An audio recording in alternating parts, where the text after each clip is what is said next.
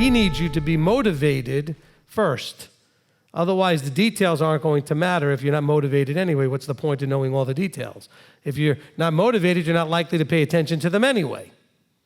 So let's talk about these things first. To the children of Israel say, my Sabbaths, you, the children of Israel, are to guard. He didn't say observe or keep here. He says you're to guard them. Guard them by all means. You are to make every effort to guard these Sabbaths. And so this idea of guarding, we're going to get into much more detail as we break that word down, but just keep that in mind that he didn't just say to observe. Now, we are also going to see later on, he says remember. Remember and guard are two key words in this idea of keeping the Shabbat, the Sabbaths. Let's understand that idea of being set apart is the idea of being put aside or separated for the unique purpose of serving the creator of the universe. It's not a complicated term. What we see in most scriptural writings and most Bibles, it says holy. Most people don't know what holy is. It's a word that they can't really kind of define real clearly and simply. Go up to anybody and say, what does holy mean? I don't know. Something about God? Why is it so deadly serious?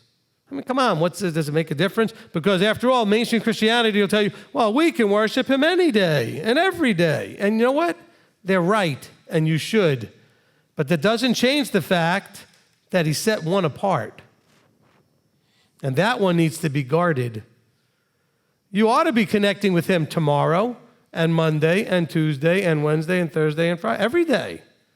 But he sets one apart, and we're going to find out and understand what the purpose of that one day is. That's the focus of the day, is focused towards Yahweh. Because people will say, well, can't I do this on the Sabbath, and can't I do that? Well, the first thing I should ask you is, if in doing what you're saying, is that focused and set apart with your focus towards Yahweh? Because that's what the Hebrew is saying there in that verse. It says, it's a Sabbath of rest set apart to Yahweh. So it's set apart with the purpose of serving and being focused in Yahweh's direction. I mean, most of you probably can say that the first steps in coming into Torah observance was learning about Shabbat. I mean, that's almost universal across the board. I talked to people, they came to discover the Sabbath as part of their journey. Well, guess what? Israel coming out of Egypt, one of the first things they did was get reintroduced to the idea of Shabbat. It's the same journey. You are on the same journey they were on. That's why it says in Paul's writings that these things are for examples for you, because you're doing the same journey. So there's very little in Scripture that you can find all in one place. Shabbat is the same way. You're going to need to go in a lot of places to understand Shabbat, because he's going to give us little pieces of it. And so one of the pieces of it, he says here, is that it's not just a Shabbat Shabbaton, but it's also a Mikra Kodesh. It's a set-apart gathering. So now we have to incorporate that into the mix, is that it's a commanded assembly. When Yahweh says the same thing with some subtle differences, but it's essentially the same thing, it's not because we're supposed to do one or the other, as he's adding together. He's giving us more. Deeper understanding. It's an additive. It's a layering. I mean, I have people saying to me, oh, but what about going to the gym? Or what about riding a bike for 10 miles? Or what about canoeing? Or what about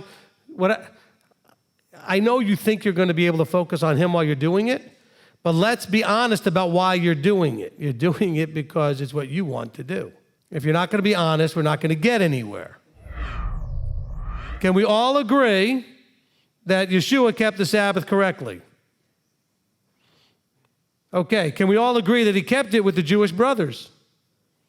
So then is it logical and reasonable to guess that the Jews kept it correctly in Yeshua's day? Is that a reasonable jump?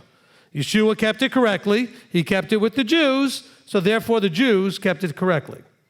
We also don't see him correcting them on it at all, right? He never scolds them and says they're doing it wrong. So now what we need to say that they changed anything is to show me in the last 2,000 years where they changed it from counting it according to the moon to counting it according to a 7-day count. What I also believe, and again, we can get into quantum physics, we can get into some of the more esoteric sciences, but we understand that energy is what the whole universe is made out of, that everything vibrates at a certain energy level. I believe he did something energetically and vibrationally to that 24-hour period of time. There's something different about the time. So what I'm going to try to help impress upon you is that the Shabbat is about kadosh time. So there's a connection to being set free from slavery. In other words, all week long, you could be under somebody else's authority. Legitimately, a boss, an employer, a slave owner, something. But he says, on this day, you're free to just come under the one true king and serve him. You're not serving mammon. You're not serving your own self. You're not serving a boss. You're serving him. But people will ask you this, why do you keep Shabbat? Well, because I found out that Sunday this and all this other stuff. Instead of saying, because I'm Israel. Why do you keep Shabbat? Because that's what he created me to do. Why do you keep Torah? It's like asking me, why do I eat? Why do I sleep? That's what we were created to do.